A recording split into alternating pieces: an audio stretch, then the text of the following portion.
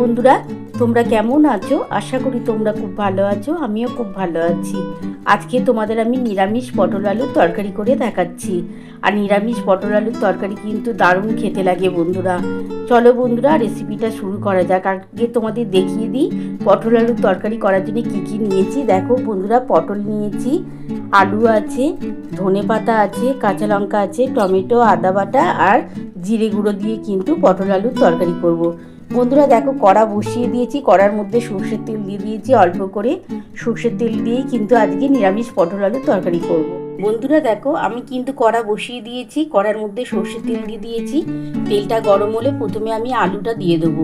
আলুটা একটু হালকা করে ভাজা হলে তারপর আমি পটলটা দেবো।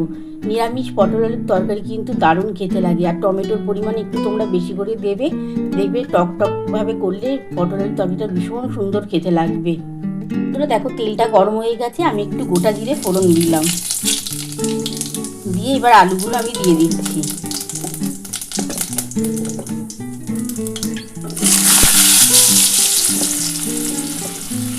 আলুগুলো একটু হালকা লাল করে ভাজা হলে তারপরে কিন্তু আমি পটলটা দেবো। বন্ধুরা দেখো, আমার কিন্তু তেলের মধ্যে, সর্ষের তেলের মধ্যে গোটা জিরে ফোড়ন দিয়েছি। আর একটু আলুটা লাল লাল করে ভাজা হলে তারপরে আমি এর মধ্যে পটলটা দিয়ে দেবো। কারণ পটলটা আগে দিলে না পটলটা গলে যেতে পারে, তার জন্য আগে আলুটা একটু হালকা করে ভেজে নিই।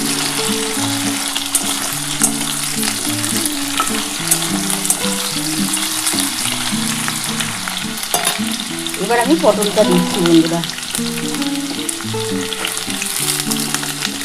আলু পটলের তরকারি বা ডালনা দারুণ হয়, দারুণ, খুব ভালো খেতে লাগে কিন্তু। নিরামিষ দিনের জন্য একদম পারফেক্ট রেসিপি পটল আলুর তরকারি।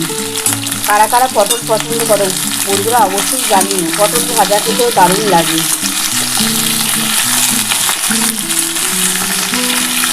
পটল আর আলুটা একটু হালকা ব্রাউন কালার হয়ে এলে বন্ধুরা দেখো, আমি কিন্তু আলুটার মধ্যে পটলটা দিয়ে দিয়েছি।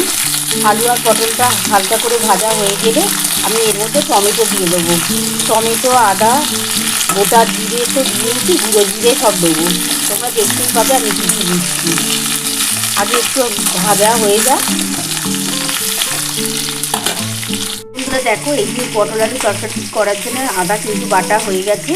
এর মধ্যে দুটো কাঁচা লঙ্কা আমি এমনি দিচ্ছি, গোটা দেবো বন্ধুরা। আর আদা, কাঁচা লঙ্কা আর গুঁড়ো জিরে আমি দেবো। বন্ধুরা দেখো, আলু আর পটলটা ভাজা হয়ে এসছে। এবার এর মধ্যে আমি হলুদ দেবো, নুন দেবো আর সামান্য অল্প একটু চিনি দেবো। তারপরে কিন্তু আমি আদা টমেটোটা দিয়ে দেবো। আদা, টমেটো আর জিরে গুঁড়ো। দেখো আমার মোটামুটি ভাজা হয়ে এসছে।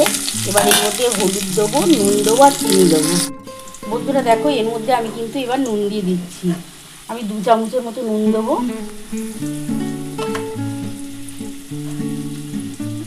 আমি 2 চামচ নুন দিয়ে দিলাম। আর 2 চামচ হলুদ দেবো। বন্ধুরা 2 চামচ হলুদ দেবো এবার।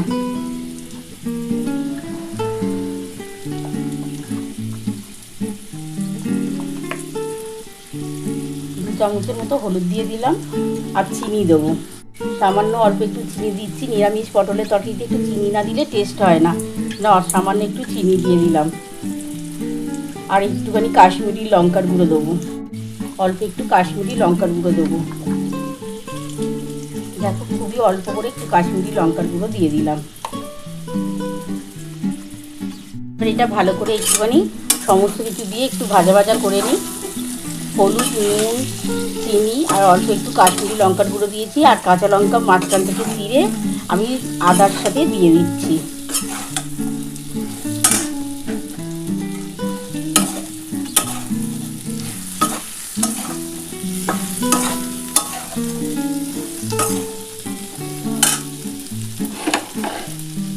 এই যে বন্ধুরা দেখো, এই যে আদা আর কাঁচা লঙ্কা দিয়ে দিলাম।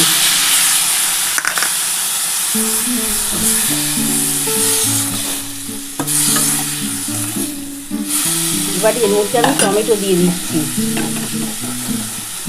একটু টমেটোর পরিমাণটা বেশি আছে, আমার বড় 2টো টমেটো দিচ্ছি। এবার খুব ভালো করে কিন্তু এই মশলাটা কষাতে হবে। এরকম নিরামিষ কিন্তু পটল আলুর তরকারি কিন্তু তোমরা গরম ভাতের সাথে, রুটি, পরোটা সবার সাথেই কিন্তু এই পটলের তরকারিটা খেতে দারুণ লাগবে। আর নামাবার আগে কিন্তু আমি ধনেপাতা দিয়ে নামাবো। খুব ভালো করে কিন্তু মশলাটা কষাতে হবে।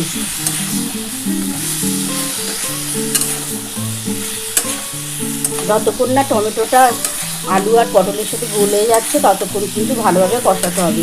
আর এর মধ্যে তো দেখেই নিয়েছো আদা আছে। এবার আমি জিরে গুঁড়ো দেবো। বন্ধুরা দেখো, এই যে এবার দেখো একটু জিরে গুঁড়ো দিয়ে দিচ্ছি। খুবই সামান্যই জিরে গুঁড়োটা দেবো।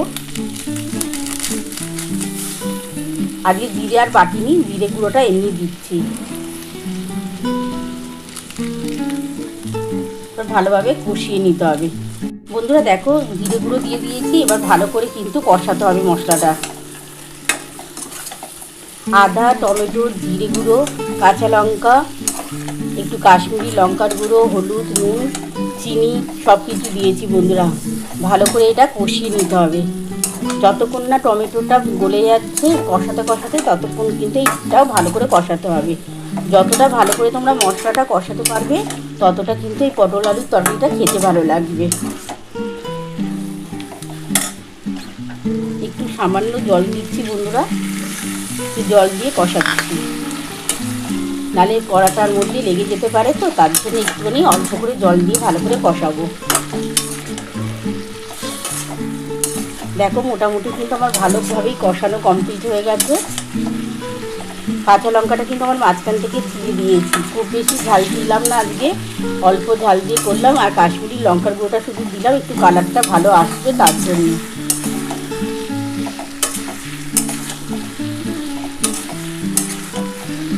দেখো কত সুন্দর হচ্ছে বন্ধুরা।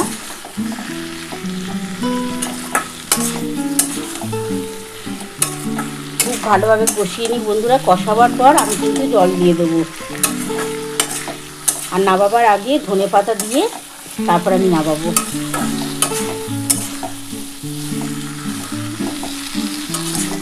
আমি কিন্তু এবার জল দিয়ে দিচ্ছি। দেখো এবার আমি কিন্তু জল দিয়ে দিচ্ছি।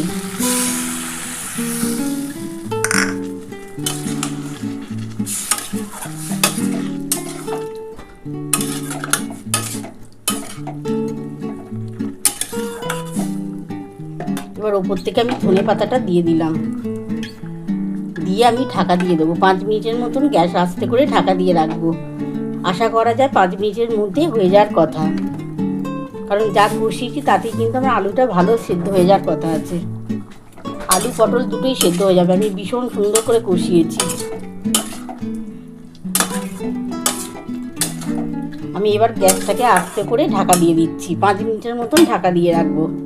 দেখো বন্ধুরা, গ্যাস কিন্তু আমি এই যে আস্তে করে দিলাম। আর এবার ঢাকাটা দিয়ে দিচ্ছি। আমি 5 মিনিট পর ফিরে আসছি।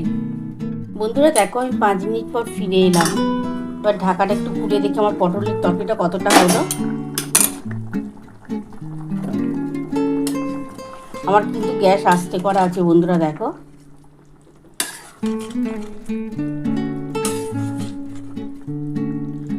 আলু তো দেখে মনে হচ্ছে সেদ্ধ হয়েই গেছে, তাও তোমাদের একটু দেখিয়ে দিচ্ছি বন্ধুরা। দেখো আলু কিন্তু সেদ্ধ হয়ে গেছে। পটলটাও দেখিয়ে নিই, পটলও সেদ্ধ হয়ে গেছে। এবার আমি নাবিয়ে তোমাদের দেখাচ্ছি। বন্ধুরা দেখো, আমার কিন্তু আলু পটলের তরকারি নামানো হয়ে গেছে। এটা কিন্তু সম্পূর্ণ নিরামিষ রেসিপি। তোমরা এরকম আলু পটলের তরকারি দিয়ে গরম ভাতের সাথে, এমনকি রুটির সাথে, পরোটার সাথে দারুণ খেতে লাগবে। তোমাদের যদি আমার এই রেসিপি ভালো লেগে থাকে প্লিজ একটা লাইক, সাবস্ক্রাইব করতে ভুলো না। আর কমেন্ট বক্সে অবশ্যই জানিও কেমন হয়েছে। তাহলে এরকম আরও নতুন নতুন রেসিপি নিয়ে তোমাদের সামনে হাজির হব। Thank you.